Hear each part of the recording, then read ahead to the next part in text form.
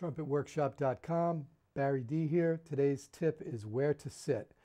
You show up to a gig, a big band gig or a recording session where there's a trumpet section, because if there's only one trumpet, you know where to sit.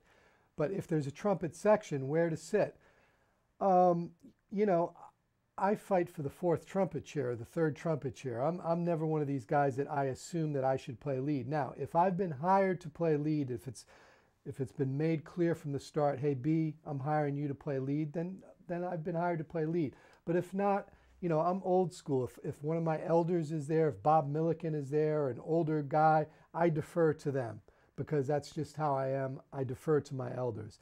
But a lot of the guys that I work with that are my peers, we all can play lead and we all can play second and we all can play third and we all can play fourth. So it really doesn't matter in a certain instance, because if we're having to play more than one tune, a lot of times what happens is we just kind of pass parts off so one guy doesn't have to take all the heat. But it's best, I've found, to not assume that you should just sit in the lead chair. I think it's better, to sit on the lower chair and then have somebody ask you to move up and play lead than to assume that you're playing lead if you haven't been hired to play lead and then say, no, well, I need you to move down to second or third because I really hired so-and-so to play lead. So I think just good etiquette is always it's better to keep yourself humble and let somebody else move you up than to assume yourself in that lead position and come off seeming a little on the arrogant side.